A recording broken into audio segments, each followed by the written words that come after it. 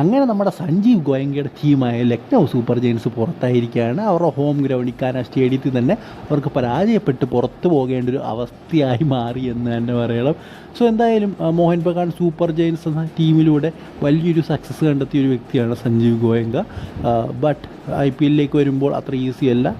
Semi ഫൈനലിലേക്ക് play ഓഫിലേക്ക് കയറുക എന്ന് പറയുന്നത് ടഫായിട്ടുള്ളൊരു കാര്യം തന്നെയാണ്. സോ എന്തായാലും അദ്ദേഹത്തിൻ്റെ ടീം പുറത്തായിരിക്കുകയാണ് ലക്നൗ സൂപ്പർ ജയൻസ്. ഇനിയും ഫൈറ്റ് നടക്കാൻ പോകുന്നത് ഡൽഹി ക്യാപിറ്റൽസും അതുപോലെ തന്നെ നമ്മുടെ മുംബൈ ഇന്ത്യൻസ് തമ്മിലാണ്. So much between Delhi Capitals and എന്താ പറയുക മുംബൈ ഇന്ത്യൻസ് വളരെ ഇമ്പോർട്ടൻ്റ് ആയിരിക്കും, വളരെ ടഫ് മാച്ചായിരിക്കും.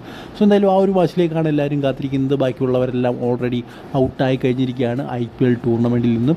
എന്തായാലും സഞ്ജീവ് ഗോയങ്ക, ഋഷഭ് പന്ത് ഇഷ്യൂ ഒക്കെ ഇനി ഉണ്ടാവുമെന്ന് പലരും ചോദിക്കുന്നുണ്ട്. സോ ഇനി അങ്ങനെയൊന്നും ഉണ്ടാകില്ല. കാരണം സഞ്ജീവ് ഗോയങ്കയ്ക്ക് മനസ്സിലായി മീഡിയയുടെ മുന്നിൽ വെച്ച് ആൾക്കാർ അല്ലെങ്കിൽ പ്ലേയേഴ്സിനെ ബ്ലെയിം ചെയ്യുന്ന ഒരു കുറ്റപ്പെടുന്നത് ശരിയായിട്ടുള്ള കാര്യമല്ല. എന്തായാലും ഓഫീസിൽ കൊണ്ടുപോയി ബെൽറ്റ് ട്രീറ്റ്മെൻറ്റ് നൽകുമെന്നാണ് എനിക്ക് തോന്നുന്നത് ഋഷഭ് പന്തിന്. സോ ഞാൻ ചുമ്മാ അറിഞ്ഞാണ്, അങ്ങനെയൊന്നും സംഭവിക്കില്ല. പുള്ളിക്ക് മനസ്സിലായി അങ്ങനെയൊന്നും ചെയ്യാൻ പാടില്ലെന്ന് ഫസ്റ്റ് സീസൺ കഴിഞ്ഞപ്പോൾ തന്നെ ആ ഒരു KL രാഹുൽ ഇഷ്യൂ കഴിഞ്ഞപ്പോൾ തന്നെ. സോ ഇനി അങ്ങനെയൊന്നും ഉണ്ടാകാനുള്ള സാധ്യതയില്ല. പിന്നെ മീഡിയയുടെ മുന്നിൽ വെച്ച് എന്തായാലും അങ്ങനെയൊന്നും ഇനിയും സംസാരിക്കാനുള്ള സാധ്യതകളും ഇല്ല. സോ എന്തായാലും നിങ്ങളുടെ അഭിപ്രായം പറയുക ഇന്നത്തെ ഈ ഒരു മാച്ചിനെ കുറിച്ചുള്ള. എനിക്കിഷ്ടപ്പെട്ട കമിന്ദു മെൻഡിസ്, പുള്ളിയുടെ 2-3 ഷോട്ട്സ് ഉണ്ടായിരുന്നു. എന്താ പറയുക ആ ഒരു ദിഗ്വേഷ് റാത്തിക്കെതിരായിട്ട് അത് സൂപ്പറായിരുന്നു. ജസ്റ്റ് ചിപ്പ് ചെയ്തിടുന്നു, അതെല്ലാം 4 ബൗണ്ടറീസും ഒക്കെ. സോ അടിപൊളി ഒരു ബാറ്റ്സ്മാനാണെന്ന് തോന്നുന്നു കമിന്ദു മെൻഡിസ്. ശ്രീലങ്കയുടെ ഫ്യൂച്ചറായി മാറട്ടെ അല്ലേ.